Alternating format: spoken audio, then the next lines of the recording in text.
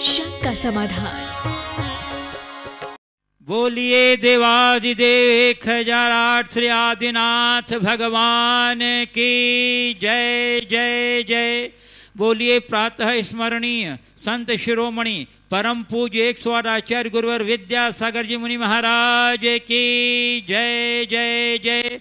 बोलिए गुणायतन प्रणेता भावना योग प्रवर्तक शंका समाधान प्रवर्तक प्रखर वक्ता परम पूज्य 108 मुनिवर श्री प्रमाण सागर जी मुनि महाराज की जय जय जय। बोलिए परम पूज्य 108 मुनिवर श्री विराट सागर जी महाराज की जय जय जय।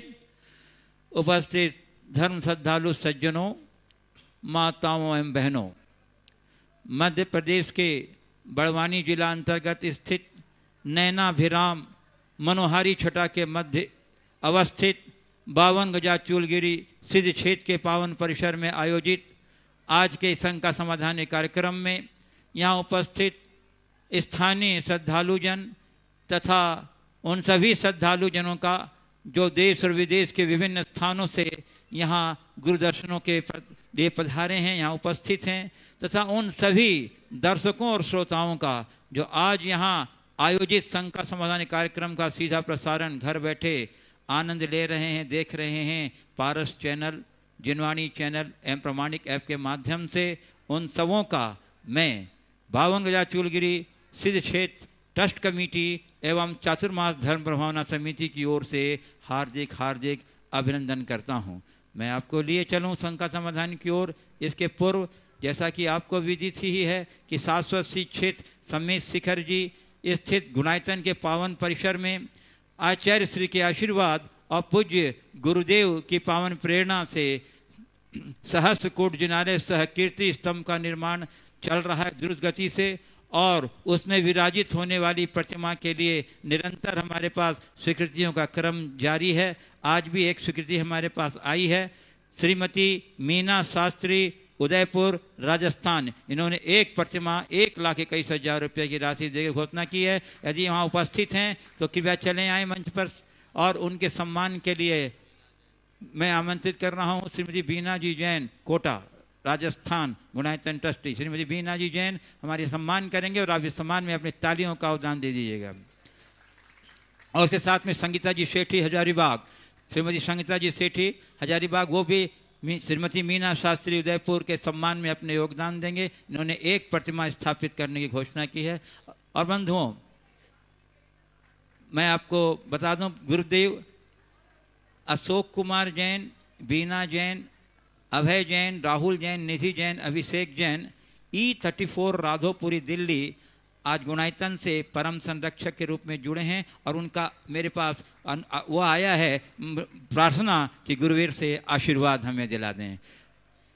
और बंधु, और इसी क्रम में आज हमारे बीच उपस्थित हैं श्री अरविंद कुमार जैन, श्रीमती शशि जैन, देवांश जैन, आयुष जैन परिवार जो गुणायतन के स्तंभ हैं। मैं उन्हें आमंत्रित कर रहा हूं, वो पधारें, गुरुवर से आशीर्वाद ग्रहण करें। और उनके सम्मान के लिए मैं आमंत्रित कर रहा हूं श्री दिनेश जी रेखा जी जैन गंगवाल मुंबई शिरोमणि संरक्षक गुणायतन, और श्री पवन जी विनोद जी दोषी बांकानेर क्षेत्र ट्रस्टी और गुणायतन ट्रस्टी। और इसी क्रम में आज हमारे बीच उपस्थित हैं श्री महेंद्र कुमार जी जैन, श्रीमती लता जी जैन, सागर जी जैन, श्रीमती आकर्षी जैन, देवम जैन, माला रोड कोटा राजस्थान।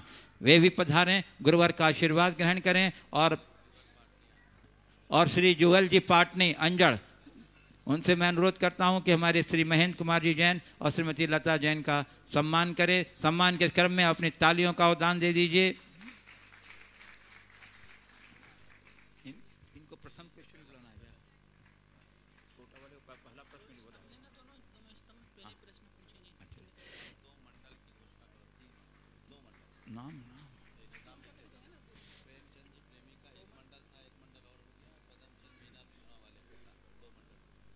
बंधुओं, जैसा कि आपको विदित ही है कि आगामी अष्टानिका पर्व के पावन प्रसंग में यहाँ 84 मंडलीय सिद्ध चक्र महामंडल विधान का आयोजन होने जा रहा है। उसके लिए एक मंडल की आज स्वीकृति हमें प्राप्त हुई है। श्री पदम चंद जी, बीना जी जैन कोटा जो हमारे गुणायतन ट्रस्टी हैं, और एक मंडल श्री आ जाइए। और उनके सम्मान के लिए मैं आमंत्रित कर रहा हूँ हमारे पवन जी जुगल जी पाटनी, जो हमारे क्षेत्र ट्रस्टी है, संयोजक भी हैं हमारे चतुर्मास धर्म प्रबंधन समिति के, हमारे पदम चंद जी बीना जी कोटा गुणायतन ट्रस्टी, और एक मंडल की स्वीकृति प्राप्त हुई है श्री प्रेमचंद जी प्रेमी कट। अच्छा, एक उन्हें 2 लिया, एक तो पहले दे ही चुके हैं और दूसरी की और उसकी स्वीकृति आई है श्री प्रेमचंद जी प्रेमी कटने, यहाँ उपस्थित हैं नहीं है। चलिए बंद, चलिए।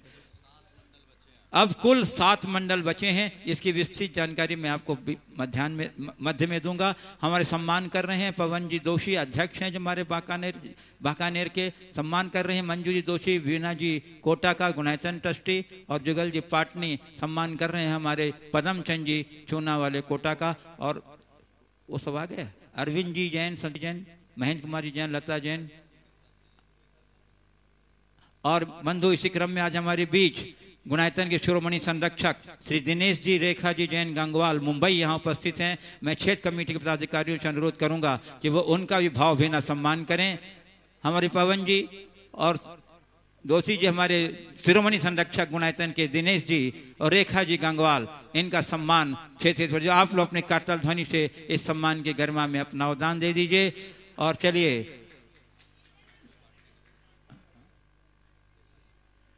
अजय मंजू जी पाटनी और श्रीमती मंजू जी दोषी हमारी श्रीमती रेखा जी गंगवाल का सम्मान कर रही हैं दुपट्टा पहना करके। सद्भावना का दुपट्टा है, आपके आने से यहाँ की गरिमा बढ़ी है, हम लोग बड़े उत्साहित से गौरवान्वित हैं। जोरदार करते ध्वनि से अभिनंदन कर दीजिए।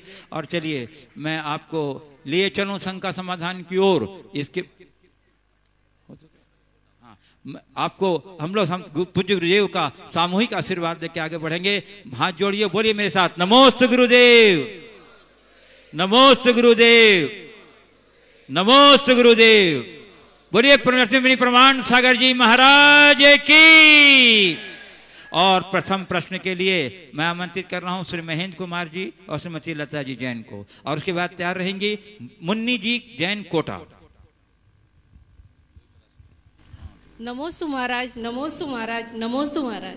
महाराज मेरा प्रश्न यह है कि विग्रह गति में जब जीव जाता है तो उसके साथ तेजस शरीर और कार्मण शरीर कैसे जाता है? देखिए, कार्मण शरीर ही तो लेकर के जाता है एक जन्म स्थान से दूसरे स्थान तक। कार्मण शरीर यानी हमारे संस्कारों का शरीर जो हमें लेके जाता है, और तेजस शरीर हमेशा उसका अनुगमन करता है, वो साथ रहता है, उसका कभी संबंध टूटता नहीं, इसलिए वो साथ होता है। श्रीमती मुन्नी जैन कोटा, और उसके बाद तैयार रहेंगे डॉक्टर प्रमोद विनायकिया भिलाई। नमोस्तु महाराज जी, नमोस्तु महाराज जी, नमोस्तु महाराज जी। अष्ट प्रातिहार्य में हमारे जो छत्र का आम सभी लोगों के मन में ये भावना रहती है कि श्री जी के ऊपर छत्र चढ़ाएं, तो छत्र चढ़ाने का क्या उपयोग और लाभ है? देखो, भगवान पर छत्र चढ़ाने का मतलब ये नहीं कि हम भगवान पर छत्र छाया कर रहे हैं। भगवान की छत्र छाया में हम रहना चाहते हैं, इसका प्रतीक है छत्र चढ़ाने। लोगों के मन में वो छत्र को देखेंगे तो भगवान पर छत्र लगा दिया तो हम पर भगवान की छत्र छाया हो, ये एक सोच है। वस्तुतः ये एक प्रातिहार्य है और छत्रत्रय प्रातिहार्य है। मैंने भक्तामर के प्रवचन के संदर्भ में इस पर काफ़ी विस्तार से प्रकाश डाला है। 3 छत्र होना चाहिए, और कम से कम छत्र की गोलाई नीचे वाली छत्र की सबसे ज़्यादा बड़ी होती है, नाक से लेकर सिर के पृष्ठ भाग तक इतना होना चाहिए, सिर से बड़ा होना चाहिए छत्र। और उसे नासिकोत्तारी कहा है। जैसे नाक ऊपर पतली नीचे चौड़ी होती है ना, ऐसी छत्र भी ऊपर पतली नीचे चौड़ी, इस तरीके का छत्र होना चाहिए। आजकल लोगों ने छत्र को एक प्रकार की मन्नत मनौती का प्रतीक बना दिया। भाई एक एक भगवान के आगे कई कई छत्र लगा देते हैं, ये शोभास्पद नहीं है। छत्र प्रातिहार्य समर्पित करो, इसी भाव से करो। नमोस्तु महाराज। डॉक्टर प्रमोद जी विनायकिया भिलाई, और उसके बाद तैयार रहेंगी डॉक्टर श्रीमती नीलम जैन भिलाई। नमोस्तु नमोस्तु नमोस्तु गुरुवर। मैं doctor Pramod Vinayake Bhilai Chhattisgarh Bhilai steel plant के हॉस्पिटल से हूँ, और मैं इंटेंसिव केयर यूनिट का इंचार्ज हूँ। मेरी जो रोज़ की समस्या से जो मैं जूझता हूँ, ये मैं इसका एक प्रश्न जो पूछना चाहता हूँ कि यदि कोई मरीज वृद्धावस्था में है जिसके बचने की संभावना बहुत कम है या नहीं के बराबर है, उसको रिश्तेदारों के द्वारा आईसीयू में एडमिट कराने का दबाव डालना या आईसीयू में एडमिट कराना कहाँ तक उचित है? ये मेरी जो समस्या, जो रोज की समस्या है।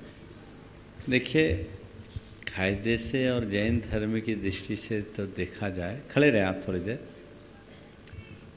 तो जैन धर्म की दृष्टि से अगर देखा जाए तो एक जैन डॉक्टर होने के नाते आपको सलाह देनी चाहिए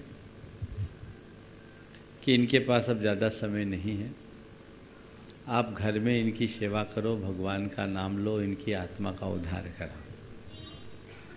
लेकिन लोगों का मोह ऐसा होता है, आखिरी क्षण तक लोग चाहते हैं कि किसी भी तरह से खिंच जाए, और फिर कुछ लोग दिखावे के चक्कर में भी ऐसा करते हैं।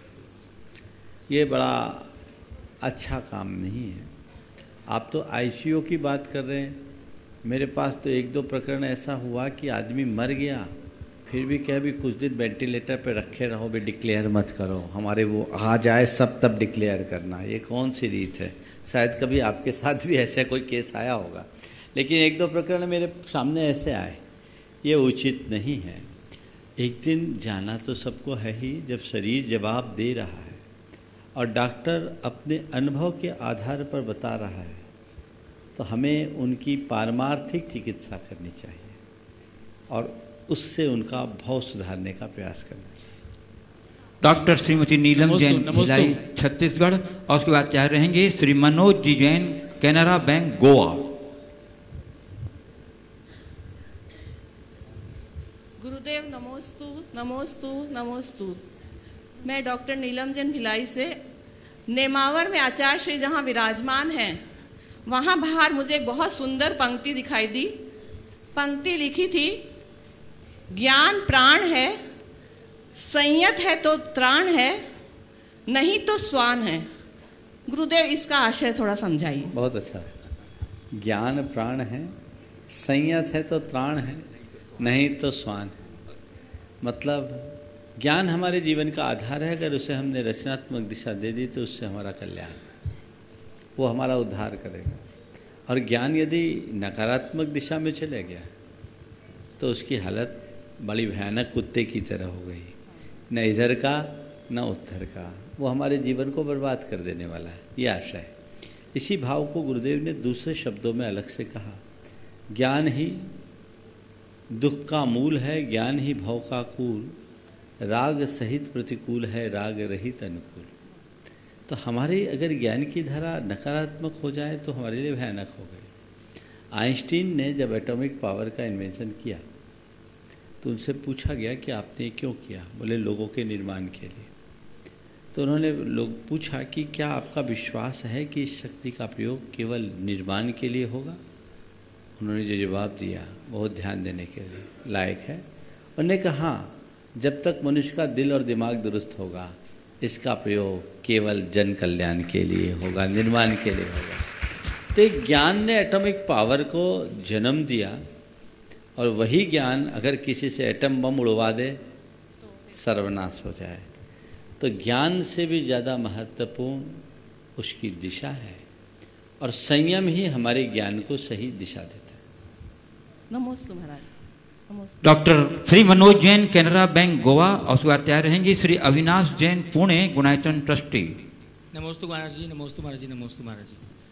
महाराज जी, मेरे जैसे कई युवक हैं जो अपनी पारिवारिक स्थितियों की वजह से कभी व्यवसायों में नहीं लग पाए और विभिन्न कॉर्पोरेट जगत की नौकरियों में लिप्त हैं।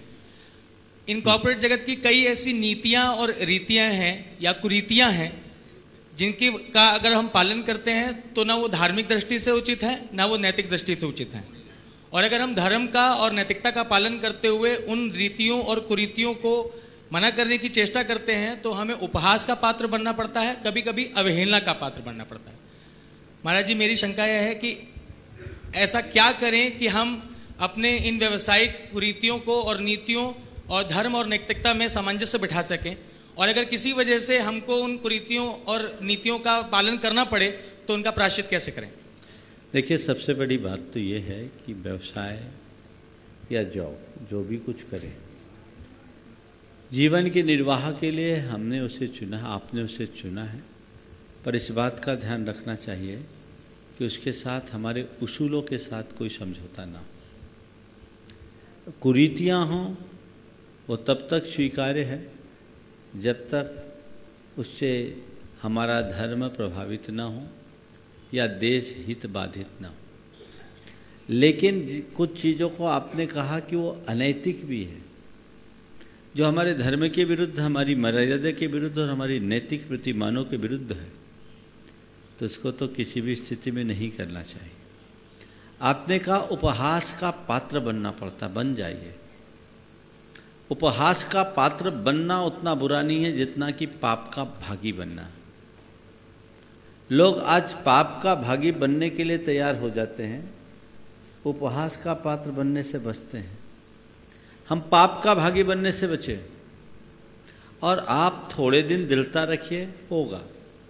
एक बहन जो किसी एमएनसी में एक अच्छी पोस्ट पर थी, बहुत सात्विकता के साथ जीवन जीने वाली, और वहाँ तो आपके यहाँ पार्टियाँ होती है, उसमें शराब वगैरह सब चलता है, पर उसका तो रात में पानी का भी त्याग।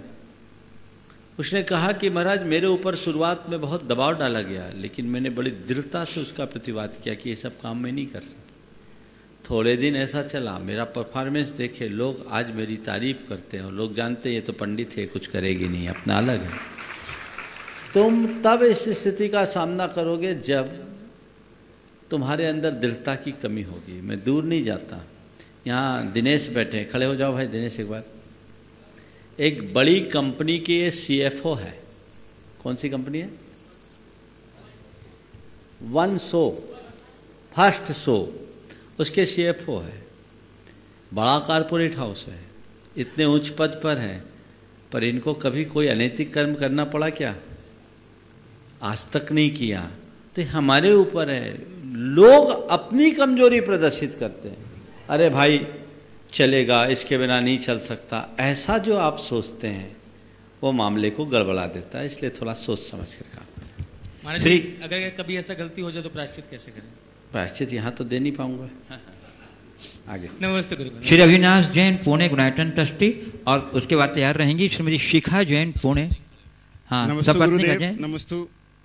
और मैं अविनाश जैन पूना से आया हूँ और सकल पुणे समाज की तरफ से भी नमस्तु।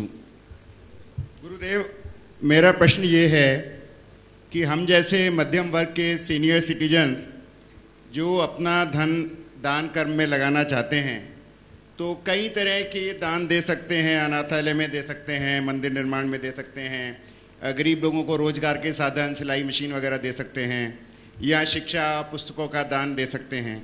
तो इन सब में हमारे लिए कौन सा रास्ता, कौन सा दान सबसे उचित है?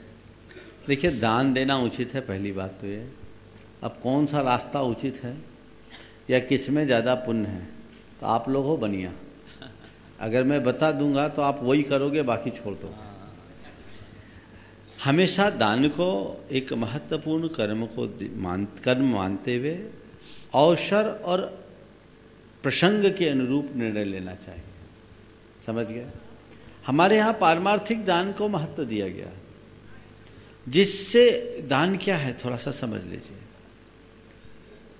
जिससे स्वप्र का अनुग्रह हो उसका नाम दान है। आपके द्वारा दिए गए द्रव्य से किसी भूखे की भूख मिट गई तो आपने उसका कितना उपकार किया? कुछ दिन की भूख मिटा दी। आपने किसी परिवार को जीविका दे दी, आपने क्या किया? एक परिवार की इस जीवन की व्यवस्था बना दी। किसी मरते हुए रोगी की चिकित्सा करा दी, आपने क्या उपकार किया? उसके शेष जीवन की सुरक्षा कर दी। किसी को पढ़ा लिखा करके पैरों पर खड़ा कर दिया, आपने क्या उपकार किया? उसके जीवन के निर्वाह के लायक बना दिया। इस जीवन के लिए उसका उपकार हो गया। लेकिन आपके द्वारा किए गए किसी कृत्य के परिणाम स्वरूप किसी को सम्यक दर्शन की प्राप्ति हो गई तो कितना बड़ा उपकार हुआ? भव का उपकार हुआ कि नहीं हुआ? हुआ ना। उसकी आत्मा का उद्धार हो गया। अभी तक आपने जितनी बातें की वो निर्वाह की थी, अब किसकी बात हो रही है? निर्वाण की। तो उपकार किस में ज़्यादा? तो जिसमें जितना बड़ा उपकार वो उतना बड़ा प्रयोजनी। तो आप कहोगे महाराज अब तो हम वो ही करेंगे बाकी नहीं करेंगे, तो सम्यक दृष्टि नहीं रह पाओगे। जो प्रसंग और परिस्थिति हो उस घड़ी में आप वो कृत्य करिए, ये हमारा कर्तव्य है, लेकिन उसमें रूढ़ मत बनिए। इसलिए अपने अंश का, अपने द्रव्य के अंश का प्रसंगानुरूप प्रयोग करिए। नमस्ते महाराज। नमस्ते। श्रीमती शिखा जी जैन पुणे पूछेंगे, आप पूछे। नमोस्तु गुरुवार। ऐसी बात तैयार नहीं, श्रीमती मीना शास्त्री नमोस्तु जयपुर। गुरुवार। पूज्य श्री, बाह्य अंतर तप और अभ्यंतर तप दोनों में आत्मा की विशुद्धि होती है, कर्मों की निर्जरा होती है, बराबर होती है क्या गुरुवार? अभ्यंतर तप और बाह्य तप में दोनों में आत्मा की विशुद्धि और कर्म निर्जरा बराबर होती है क्या, या अभ्यंतर तप में थोड़ा बहुत मान कषाय आ जाती है तो उससे कम हो जाती है क्या? देखिए, बाह्य तप बाहर दिखने वाला तप है, बड़ा इजी। अभ्यंतर तप भीतर का तप है, थोड़ा कठिन है। अपने आप को बाहर से तपा लेना बहुत कठिन नहीं, लेकिन अपने अंदर की विकृतियों को गलाना बहुत कठिन है। परम निर्जरा अभ्यंतर तप में होती है। बाह्य तप केवल अभ्यंतर तप की वृद्धि के लिए किया जाता है। उपवास करना बहुत सरल है, पर अपने हृदय के अहंकार को गलाना बहुत कठिन है। उपवास का अहंकार हो सकता है, लेकिन अहंकार का उपवास बड़ा कठिन होता है। तो हमें बाह्य तप के साथ अभ्यंतर तप की वृद्धि का प्रयास करना चाहिए। नमोस्तु। श्रीमती मीना शास्त्री उदयपुर, और उसके बाद तैयार रहेंगे श्री सुरेंद्र उर्मिला सेठी किशनगढ़ राजस्थान। कोटिशय नमन, कोटिशय नमन, कोटिशय नमन। महाराज श्री, प्रतिष्ठा प्रतिस्पर्धा प्रदर्शन को छोड़कर मानव महावीर के पंच सिद्धांतों का पालन करे ताकि उसके जीवन में संयम की सुगंधी फूटे, इसके लिए क्या करें? बस कुछ नहीं करे, भगवान महावीर के सिद्धांतों को समझे और अपना ले। आगे श्री सुरेंद्र जी उर्मिला जी सेठी किशनगढ़ राजस्थान, और उसके बाद तैयार रहेंगे श्री अजय बैनाड़ा कोलकाता। गुरुदेव नमोस्तु नमोस्तु नमोस्तु।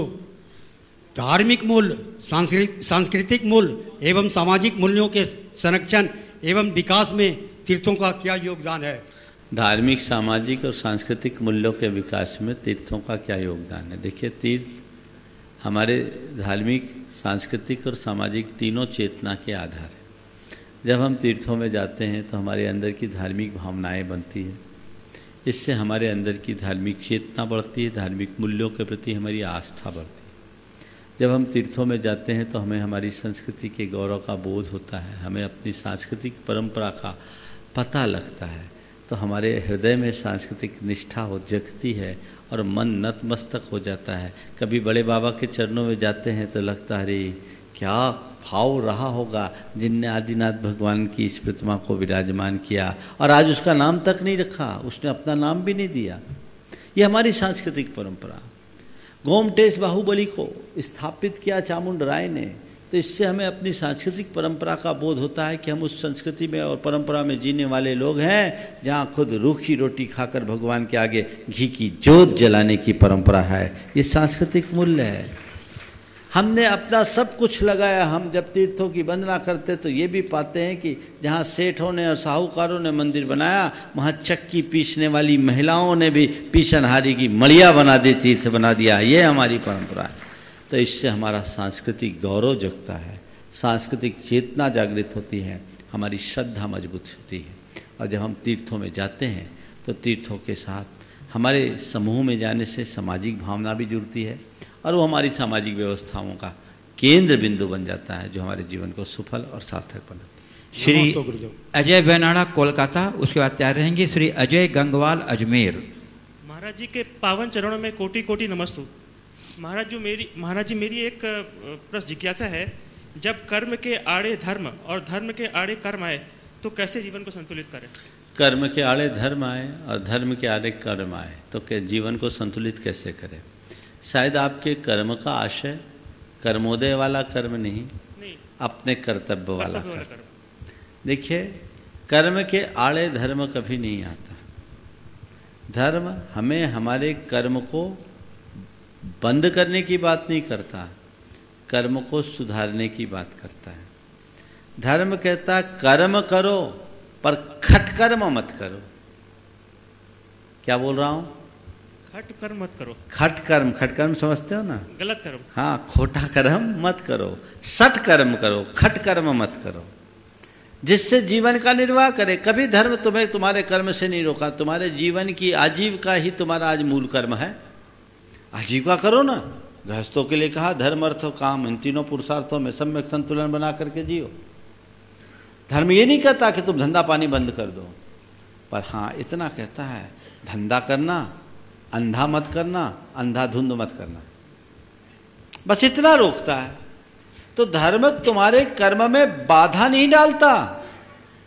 धर्म तुम्हारे कर्म को सुधार कर तुम्हारे जीवन को सुगम बनाता है। तुम कर्म कर रहे हो कि खटकर्म में लग गए हो। कितना, जिसके लिए जितना समय देना उतना ही दो, और जो आवश्यक और प्रासंगिक है वही करो, जो उपादेय है वही करो, जो त्याज्य है उसे सपने में भी मत करो। ये धर्म कहता है। तो धर्म कभी कर्म के आड़े नहीं आता। हाँ, कर्म धर्म के आड़े जरूर आता है, क्योंकि तुम लोगों को कर्मों से इतना राग है कि सब छोड़ दो। जितने यहाँ बैठे हैं, जब कोई तुम्हारे बिजनेस का एक्सपांसन होता है या व्यवसायिक व्यस्तता बढ़ती, तो सबसे पहले किसको कट करते हो? क्या कट करते हो? तुम्हारे मंदिर, तुम्हारे पूजा, तुम्हारा पाठ, यही छूटता है ना। जबकि इसे हमें अपनी सर्वोच्च प्राथमिकता में रखना चाहिए, हमारी टॉप प्रायोरिटी पे रहना चाहिए, लेकिन लोगों ने इसे आखिरी पायदान पर रख दिया है। इसे सुधारें। श्री अजय गंगवाल अजमेर, उसके बाद तैयार रहेंगे सौभाग्यकांक्षिणी सुषमा साहू जी जैन, औरंगाबाद महाराष्ट्र। गुरुवर के चरणों में मेरा और मेरे परिवार की ओर से सादर नमोस्तु नमोस्तु नमोस्तु गुरुदेव। गुरुदेव, मेरा प्रश्न लगभग इनसे मिलता जुलता ही है।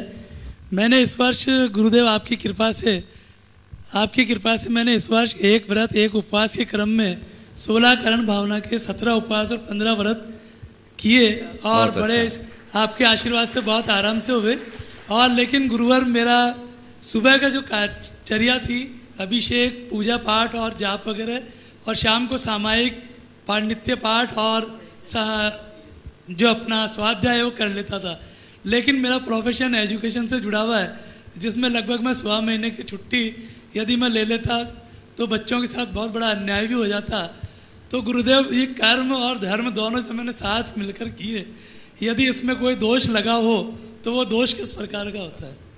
देखिए, धर्म और प्रोफेशन की जहाँ तक बात है, उसमें मैं थोड़ा संशोधन करता हूँ। प्रोफेशन के धर्म को अपनाना भी अपना धर्म समझो। क्या कहा? प्रोफेशन का धर्म। आपने कहा कि 1.25 महीना छुट्टी लेना बच्चों और मेरे पद के साथ उचित नहीं है, यही तुम्हारे प्रोफेशन का धर्म है, और तुमने धर्म का निर्वाह किया है अपने कर्म का अनुपालन करते हुए। थोड़ा छोड़ो, तुम तो जॉब वाले हो, जो ऐसे 16 कारण करते 1 महीना दुकान बंद करते हैं क्या? कौन करता? ऑफिस जाना बंद करता है क्या? उत्तम वही है कि ये सब बंद करके करें। तो सोच लो, जब रिटायर हो जाएंगे तब करेंगे, उस समय फिर कर लेंगे। अभी नहीं करने से तो अच्छा है। तो अपने कर्तव्य का अनुपालन भी धर्म है, इसे हमें स्वीकार करने में किंचित भी संकोच नहीं करना। नमोस्तु गुरु। सौभाग्यकांक्षिणी सुषमा साहू जी जैन, औरंगाबाद महाराष्ट्र, और उसके बाद तैयार रहेंगे श्री महेश रोहेरा, पुणे। मेरे और मेरे परिवार का त्रिवार नमोस्तु नमोस्तु नमोस्तु भगवान। गुरुदेव, दर्शन मोह और शीतलाचार में क्या अंतर है, और इससे हम श्रावक और युवकों को मार्गदर्शन किए। फिर से बोलो। दर्शन मोह और शिथिलाचार में क्या अंतर है, हम श्रावक और युवकों का थोड़ा मार्गदर्शन कीजिए। दर्शन मोह तो हो गया मिथ्यात्व, और शिथिलाचार हो गया अपनी पद की गरिमा के विरुद्ध आचरण। दोनों अलग अलग चीज़ें हैं। जिनके साथ दर्शन मोह होगा उसके आचार में शिथिलता होगी ही, लेकिन जो शिथिलाचारी है वो दर्शन मोही हो, ये कोई ज़रूरी नहीं है। आपने श्रावक की अपेक्षा बात की, तो श्रावकोचित कर्तव्यों का पालन करो, उसमें किसी भी प्रकार की शिथिलता मत आने दो। आगे श्री नमस्ते गुरुदेव। महेश जी रोहेरा पुणे, गुरुदेव उन्होंने अपना प्रश्न पढ़ने के लिए कह दिया है कि आप बोलो। पूज्य गुरुदेव, मैं महेश रोहेरा पूना से 56 वर्षीय वीआरएस बैंक कर्मचारी। मैं आँखों की रेटिना पगमेंट्री डोसा की वजह से 2 वर्षों से नेत्रहीन हूँ। मैं रोजाना गाय को रोज दाना, पेट, पक्षियों को अनाज पानी देता हूँ। मैं नमोकार महामंत्र और सोहम का लगातार जाप करता हूँ, परंतु बात बात पर क्रोध व मन में अशांति होती है। आँखों की वजह से आँखों की वजह से कहीं नहीं पाता हूँ, कहीं जा नहीं पाता हूँ। गुरुदेव कृपया करके मुझे मोक्ष मार्ग पर चलने के लिए सरल रास्ता बताने की कृपा करें। देखिए, आपसे मैं कहूँगा कि कर्म के उदय से अगर आँखों की रोशनी गई है तो उसको लेकर के ज़्यादा व्यथित मत होइए, विचलित भी मत होइए, उसे स्वीकार कीजिए और ये मान करके चलिए कि केवल आँखें गई हैं, मेरा जीवन तो सलामत है और इन आँखों से क्या होता है। हिये की आँखें खुली होनी चाहिए। रवीन जैन को सामने रखो। बिना आँख के रवीन जैन ने वह सब काम कर दिया जो आँख वाले भी नहीं कर सकते। आने वाले वर्षों तक उन्हें याद किया जाएगा। तो आप जो खो दिए उसे भूल जाओ, जो आपके पास है उसका मूल्यांकन करो। आँखों का खोना आपके लिए उतना नुकसानदेह नहीं है जितना कि अपने विवेक को खोना। आपने लिखा है कि मैं थोड़ी थोड़ी बातों पर विचलित हो जाता हूँ, मुझे गुस्सा ज़्यादा आता है। ये अतिरिक्त गुस्सा और विचलन हमारे अविवेक का द्योतक है, ये हमें बहुत नुकसान करेगा। आँखों से तो कुछ दिखता नहीं, पर क्रोधी को कुछ दिखता भी नहीं, कुछ सूझता भी नहीं। इसलिए आप संकल्प लें कि मुझे इसे नियंत्रित करना है। एक कर्म की मार मैं झेल रहा हूँ, अब नए कर्म की मार मुझे नहीं झेलना। उसके लिए मुझे यथासंभव संयम रखना है, शांत रहना है। भावना योग का आप नियमित प्रयोग कीजिए और मैं शांत हूँ, मैं शांत हूँ, या मुझे शांत रहना है, मुझे शांत रहना है, मुझे शांत रहना है। ये पंक्ति जब आप खाली रहें तब गुनगुनाएं। थोड़े दिनों में आप पाएंगे कि आपका आपके गुस्से पर काफ़ी अंशों में नियंत्रण आ गया है। रीटा रोहेरा पुणे और उसके बाद तैयार रहेंगे सुगन पापड़ीवाल झोटवाड़ा जयपुर। गुरुवर नमोस्तु नमोस्तु नमोस्तु। मैं रीटा रोहेरा पूना से हूँ। गुरुदेव, मैं अपने परिवार की शांति, सुख शांति चाहती हूँ। महाराज जी, मन की शांति और तन की तंदुरुस्ती के लिए ऐसा क्या करें कि मेरे परिवार में सबको अपने अपने मन का भाव प्रकट करने का कोई संकोच न हो और सबके मन एक से हो। सबके मन एक से कभी नहीं हुए, न होंगे, पर सबके मन को पचाने की ताकत अपने अंदर जगा लो। किसी की मन की बात को मानो न मानो कोई दिक्कत नहीं है, लेकिन किसी की मन की बात को काटने की कोशिश करना बंद कर दो। एक दूसरे के साथ हस्तक्षेप करना बंद कर दो। प्रतिक्रियाएं कम करो, प्रतिक्रियाओं से प्रभावित होना बंद कर दो, तो हमारी स्थिति स्वतः ठीक हो जाएगी।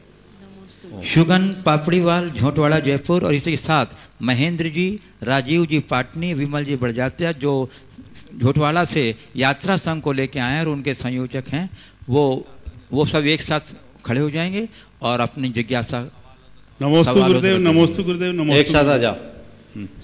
गुरुदेव, मुझे पूछने का अधिकार तो नहीं था आपसे क्वेश्चन, क्योंकि वो पंक्ति आप ही के द्वारा लिखी गई है। काम से नाता तोड़ो, राम से नाता जोड़ो। इसका थोड़ा स्पष्टीकरण कर दीजिए गुरुदेव। इससे स्पष्ट और क्या कहूँगा। काम से मतलब कौन सा काम समझ लिया तुमने? रोजगार, धंधा। अरे नहीं बाबा, काम शब्द का अर्थ है हमारे अंदर की जो विषय वासना है, लालसा है, भोगेशना है, रति काम। इनसे नाता तोड़ो और राम से नाता जोड़ो। और जिस काम की बात कर रहे हो वो काम भी तो आखिर गोरख धंधा ही है ना, उलझाने वाला है। अंततः उस काम से नाता तोड़ के राम से नाता जोड़ोगे तभी आराम पाओगे। समझ गए? उसके बिना और कोई उपाय नहीं। नमस्ते। ठीक है। और कोई झोटवाड़ा वाले?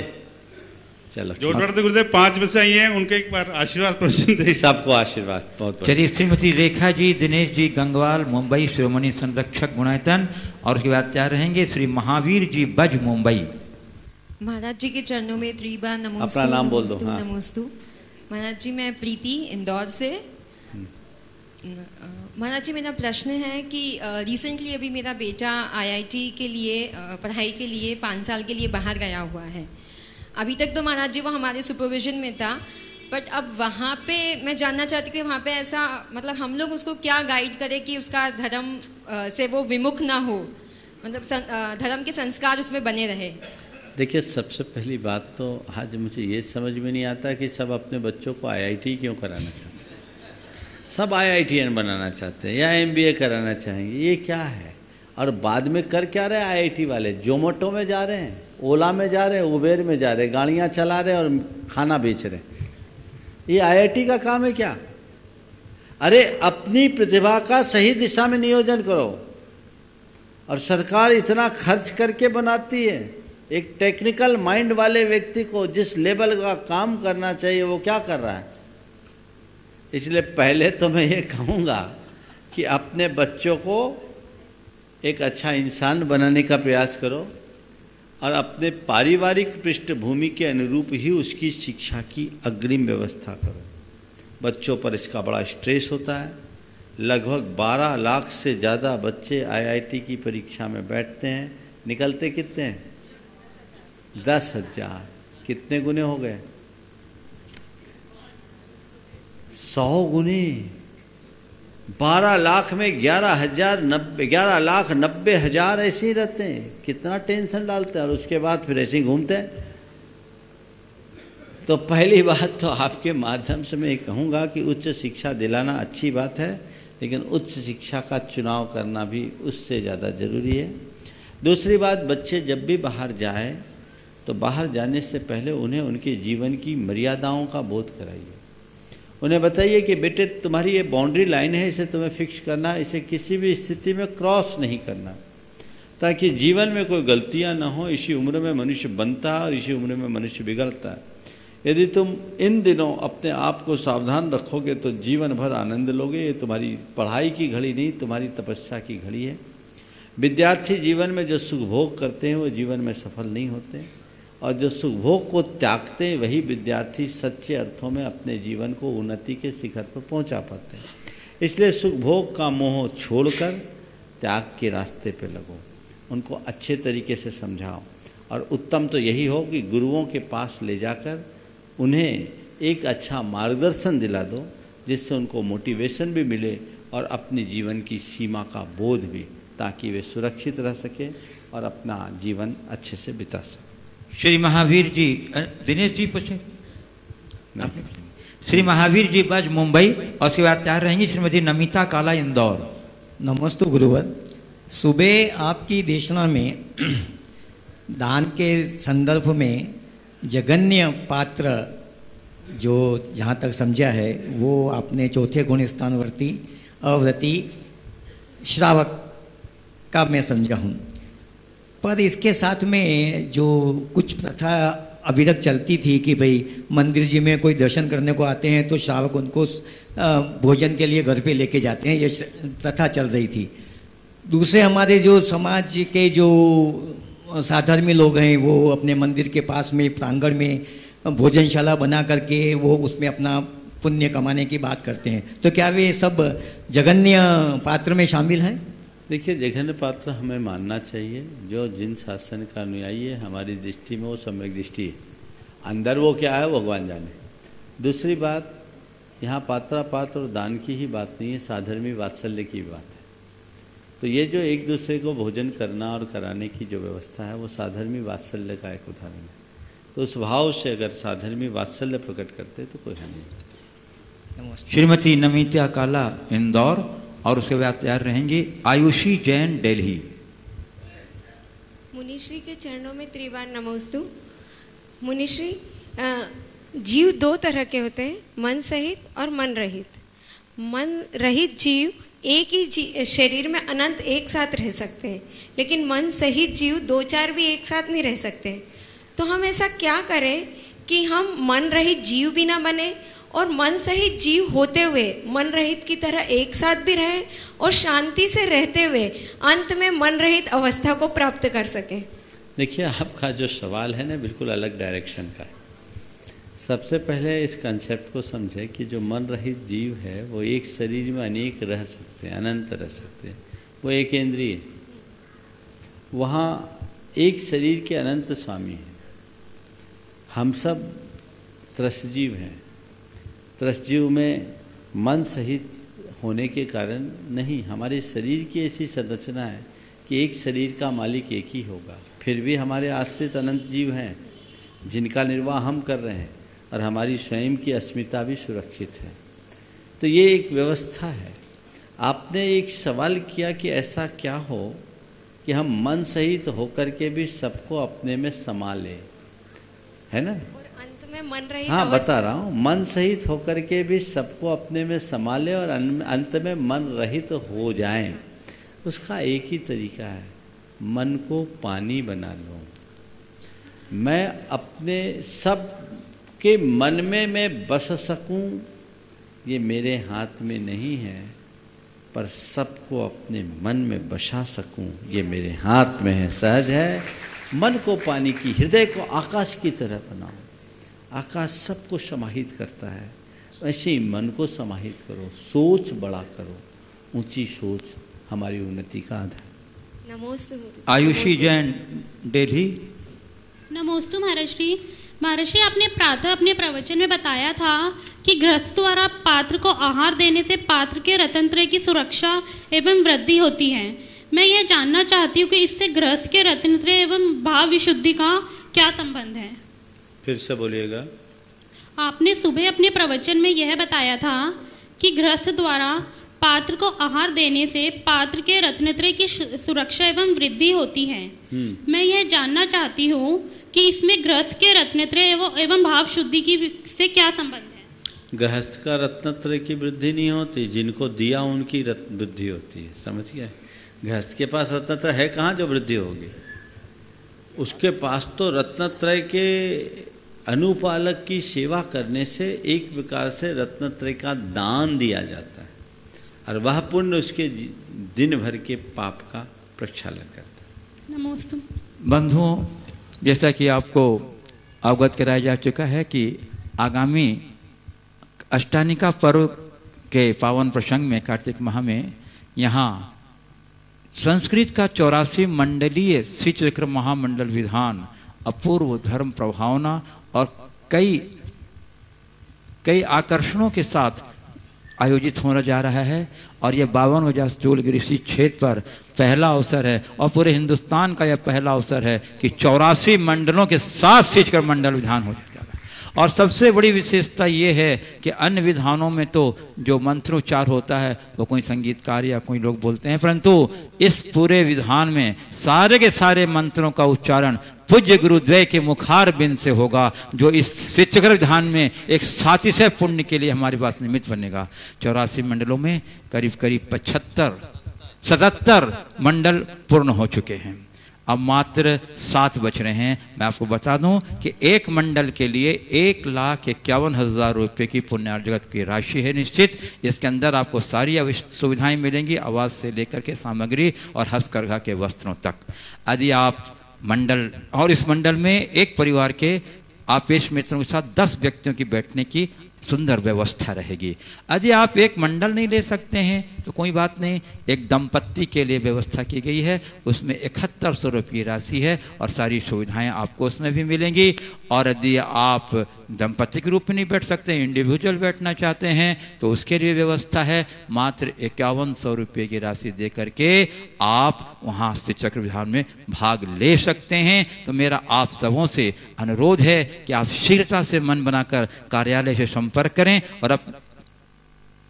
और अपने सौभाग्य सुरक्षित। और दूसरी बात बंधु, आप शायद सोच रहे होंगे हम तो जा ही नहीं सकते हैं तो क्या करें, आपके लिए भी यहाँ स्कीम है। आप वहीं से बैठे बैठे 1,51,000 रुपये की राशि पूजन सामग्री के लिए दे सकते हैं। एक दिन के भोजन व्यवस्था में 1,51,000 दे सकते हैं और 51,000 रुपया दे करके आवृत्ति भोजनालय में अपना योगदान दे करके वही पुण्य वहां ले सकते हैं, वहां बैठ करके जो यहां पर पे आएंगे। वाह, हमारे शिरोमणि संरक्षक गुणायतन के श्री दिनेश जी, रेखा जी गंगवाल, मुंबई, इन्होंने एक दिन के पूजन सामग्री की 1,51,000 रुपए की राशि घोषणा की है। आ जाइए, इनका सम्मान हमारे विनोद जी दोषी और जुगल जी पाटनी अंजड़ करेंगे। आ जाइए और उनके माता पिता का सम्मान कर दीजिए बंधु। बहुत अच्छी बात है, उन्हीं की प्रेरणा से तो उन्होंने ऐसा किया, इसलिए उन्हीं का सम्मान होना आवश्यक है।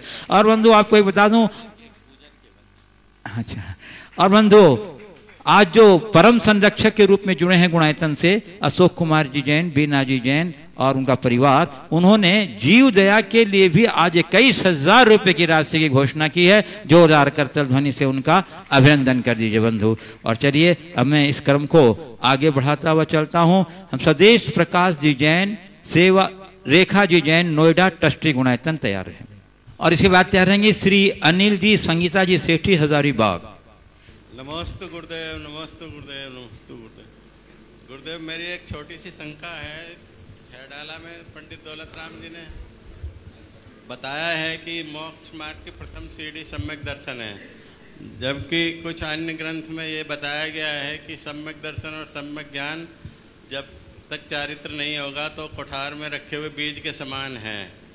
तो इसका सम्यक दर्शन होने से कुछ कर्मों के बंध पे फर्क पड़ता है या नहीं पड़ता? देखिए, दोनों अलग अलग विवक्षाएं। मोक्ष मार्ग की वास्तविक शुरुआत बिना सम्यक दर्शन के नहीं होती। जब तक हम अपने स्वरूप को नहीं जानेंगे तब तक का वास्तविक श्रद्धा नहीं होगा, हम आगे नहीं बढ़ सकते। इस अपेक्षा से उसे मोक्ष महल की प्रथम सीढ़ी का। लेकिन ये बात भी सही, केवल सम्यक दर्शन से कल्याण नहीं होगा। जब तक आप आगे नहीं बढ़ेंगे तब तक उद्धार नहीं होगा। इस दृष्टि से कहा कि तत्व का ज्ञान होने के बाद, श्रद्धान होने के बाद भी जो मनुष्य अपने जीवन को आगे नहीं बढ़ा पा रहा है, उसका जीवन कोठार में रखे बीज की तरह है। बीज कोठार में पड़ा पड़ा सड़ा जाएगा अगर हम उसे चारित्र की धरती पर बोएंगे नहीं। इसलिए सम्यक दर्शन भी वास्तविक रूप से तभी फलीभूत होता है जब हम ज्ञान और चारित्र के साथ जीवन को आगे बढ़ाते। नमस्ते। मोनिका जैन, कोलकाता। और उसके बाद तैयार रहेंगी कुमारी अदिति जैन। हाँ, उसके पहले अनिल जी, संगीता जी सेठी, हजारीबाग। हाँ हाँ हाँ, उसके पहले, उसके बाद तैयार रहेंगे मोनिका जी जैन। नमोस्तु महाराज जी। महाराज जी, जब हम प्रतिक्रमण करते हैं उसमें एक शब्द आता है, सहजानंदी शुद्ध स्वरूपी अविनाशी में आत्मस्वरूप। इसका अर्थ क्या है? सहज आनंदी, मैं सहज आनंद स्वरूप हूँ। सहजानंदी शुद्ध स्वरूप, बता रहा हूँ ना। सहजानंदी शुद्ध स्वरूपी अजर अमर अविनाशी रूप, मतलब ये आत्मा के स्वरूप की बात है। मैं सहज आनंद स्वरूप हूँ, शुद्ध स्वरूप हूँ, अजर हूँ, अमर हूँ, अविनाशी हूँ। ये आत्मा के स्वरूप का चिंतन। नमोस्तु। श्रीमती जी मोनिका जैन, कोलकाता। उसके बाद कुमारी अदिति जैन, कहाँ की हैं, नाम नहीं लिखा उन्होंने। नमोस्तु नमोस्तु नमोस्तु महाराज जी। महाराज जी, ये क्वेश्चन है, हम अपने जीवन को किस तरीके से जिए कि हमारे जीवन की बगिया महक जाए? हम किस तरह से जिए जीवन को जिए कि हमारे जीवन की बगिया महक जाए? जीवन की बगिया में स्वाभाविक महक है, बशर्ते विकृति की बदबू से बच जाए। खोटे कर्म करना बंद कर लो, जिनसे बदबू आती है ना, उन चीज़ों से अपने आप को बचा लो, बुराइयों से बचा लो, तो जीवन की इस बगिया में स्वाभाविक महक प्रकट हो जाएगी। कुमारी अदिति जैन। और उसके बाद तैयार रहेंगी श्रीमती नीना गोधा बड़वानी। अदिति, अरे ले बेटा, बोलो। नमस्ते महाराज जी, मेरा नाम अदिति जैन है। मेरा प्रश्न है कि जब हम परेशानी में होते हैं तो हम भगवान को क्यों याद करते हैं, नमस्कार जपते हैं, और जब हम खुश होते हैं तो भगवान को क्यों नहीं याद करते? बहुत अच्छा सवाल है। दुख में सुमरन सब करे, सुख में करे न कोई, जो सुख में सुमरन करे दुख काहे को होए। परेशानी में ही याद आते हैं। देखो क्या होता है ना, जब धूप बहुत तेज होती है ना, तभी मनुष्य छाया की तरफ भागता है। जब तक धूप सुहाती है तब तक लोग धूप में ही रहता है। मनुष्य के जीवन में परेशानी ना हो तो भगवान को याद ही ना करे। इसलिए प्रकृति ने मनुष्य के जीवन में दुख दिया ताकि वो अपनी बुद्धि को भगवान के साथ जोड़ के रखे। श्रीमती नीना गोधा बड़वानी और उसके बाद तैयार रहेंगे अरिहंत अजमेरा बड़वानी। नमोस्तु गुरुवर। गुरुदेव, स्वतंत्रता स्वच्छंदता में परिवर्तित होती जा रही है, स्वतंत्रता स्वच्छंदता में परिवर्तित होती जा रही है, जिसका असर परिवार और समाज दोनों जगह दिखाई देता है। तो स्वतंत्रता किस सीमा तक होनी चाहिए? देखिए, स्वतंत्रता का मतलब क्या? स्वयं के तंत्र में बंधे रहना। स्वच्छंदता कतई उचित नहीं है। किसी भी मर्यादा का अतिरिक्त सर्वथा हानिकारक है। हमें उस सीमा को ध्यान में रखना। स्वतंत्रता कितनी हो, जैसे आप अंकुश और स्वतंत्रता दोनों की बात मैं कर रहा हूँ। पेड़ लगाते हैं ना, तो उस पेड़ की सुरक्षा के लिए एक ट्री गार्ड भी लगाया जाता है। ट्री गार्ड कैसे लगाते हैं? पेड़ से सटा करके कुछ गैप देकर गैप देते हैं, ताकि पेड़ को हिलने डुलने की पूर्ण आज़ादी हो, लेकिन इतना ना हो कि एकदम गिर जाए, और ऐसा ना हो कि कोई पशु उसे खा जाए। तो बस यही हमारे जीवन की एक मर्यादा की रेखा है स्वतंत्रता। स्वतंत्रता में ये बंधन जुड़ा रहना चाहिए। यदि हम उसे हटा देंगे तो बिना ट्री गार्ड का पेड़ है, कभी भी तहस नहस हो जाए। नमस्ते। वो कल वाला एक जो सवाल रह गया था उनका, कि इनका अरहंत अजमेरा बड़वानी, और उसके बाद कल वाला लो पहले। अच्छा, कल लो, एक उनका महत्वपूर्ण सवाल था। चलिए, जब तक पूछो अरहंत। नमोस्तु महाराज जी, नमोस्तु महाराज जी, नमोस्तु महाराज जी। महाराज जी, हम बड़ों की कदर तो फिक्र से कर लेते हैं, पर हमसे छोटों से व्यवहार कैसा रखें कि हमारी कदर की फिक्र उन्हें बनी रहे? हम बड़ों की कदर तो कर लेते हैं, पर छोटों से व्यवहार कैसे रखें कि उन्हें हमें हर एक कदर की फिक्र बनी रहे। एक ही बात, बड़े छोटे बड़ों को बहुमान दे और बड़े छोटों को वात्सल्य दे। जैसे छोटों को बड़ों की विनय करनी चाहिए, तो बड़ों को भी छोटों की विनय करनी चाहिए। छोटों का बड़ों के प्रति विनय भाव है उनका बहुमान करना, और बड़ों का छोटों के प्रति विनय भाव है उनको प्रोत्साहन देना, उन्हें प्रेरणा देना, उनके गुणों की कद्र करना। पूज्य गुरुदेव, एक ऑनलाइन क्वेश्चन कल से विलंबित है। ये श्री शांति कुमार जी नेमीनाथ जी जैन, हराल जिला वाशिम पूछ रहे हैं, महाराज जी मेरी शंका बहुत दिन से है कि मैं किसान मासिक पढ़ता था। कृषि शास्त्रज्ञ ने बताया था कि फसल जब अग्र अवस्था में हो तो खेतों में मंगल में रिकॉर्ड लगाना, उससे 10% फसल उपजाऊ में बढ़ोतरी होती है। एक इंद्रिय जीव होके भी उस पर मंगल बोध का असर हो जाता है। हम तो पंचेंद्री हैं और संगी पंचेंद्री हैं, तो हम पर जिनवाणी माँ का और गुणवाणी का असर क्यों नहीं होता? कृपया समाधान। देखिए, सज्जन कल आए थे, कल उन्होंने ये सवाल रखा था, लेकिन तब तक समय समाप्त हो गया था। बहुत अच्छा सवाल।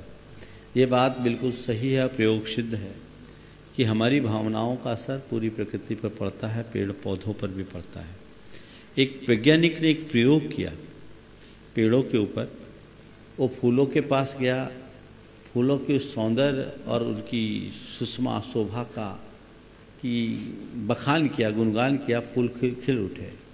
देखते देखते उसके मन में फूल तोड़ने का भाव आया।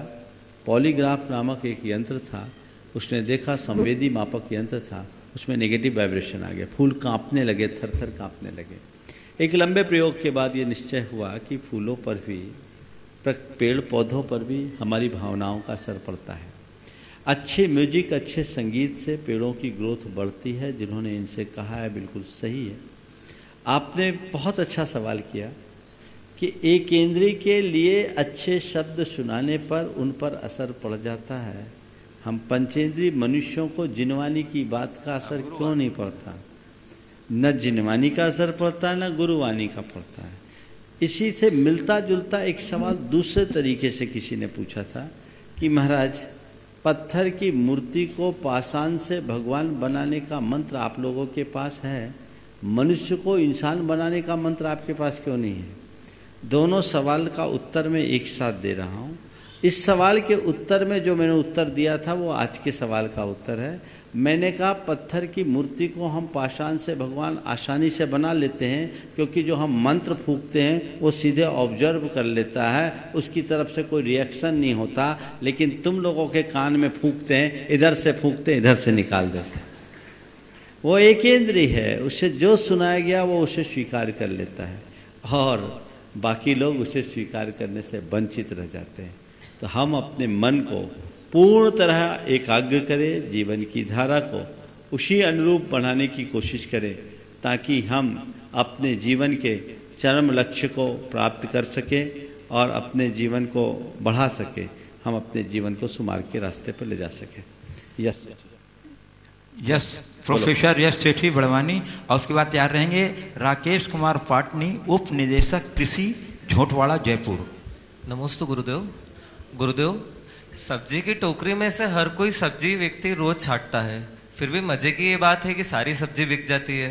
गुरुदेव, हमारी छटनी अगर बार बार हो तो भी अपनी करनी को क्या करें कि जीवन जीवनी बन जाए? क्या बात है, हमारी छटनी रोज रोज हो फिर भी हम अपनी करनी को क्या करें कि हमारा जीवन जीवनी बन जाए। आपने बिल्कुल सही कहा कि सब्जी को हर कोई छांटता है, फिर भी छटी हुई सब्जी आखिरी तक बिक जाती है। मैं यही कहता हूँ कि मनुष्य की दशा सब्जी से भी खराब हो गई। सब्जी कितनी भी खराब है पर किसी न किसी के लिए उपयोगी है, मनुष्य किसी के उपयोग का नहीं। आप देखो पूरी प्रकृति में सबसे ज़्यादा अनुपयोगी है तो मनुष्य है। पशु पक्षियों का एक एक अंग काम में आता है, गाय का गोबर भी काम में आता है, आदमी तो गोबर के लायक भी नहीं बचा। आपने कहा है कि हम ऐसे क्या करनी करें कि हमारी छटनी जीवन की जीवनी बन जाए। तो बस एक ही काम कर रहे, अपने अंदर की बुराइयों को हम साफ करना शुरू कर दें। हम जितनी जितनी बुराइयों की छटनी करेंगे हमारे जीवन में उतना अधिक निखार आता रहेगा। इस प्रकार आज के सत्र को परम पूज्य गुरुदेव के चरणों में नमन अर्पित करते हुए यहीं पर विराम। बोलिए परम पूज्य आचार्य गुरुवर श्री विद्यासागर जी महाराज की। नमस्ते। बोलिए प्रकृति प्रमाण सागर जी महाराज की।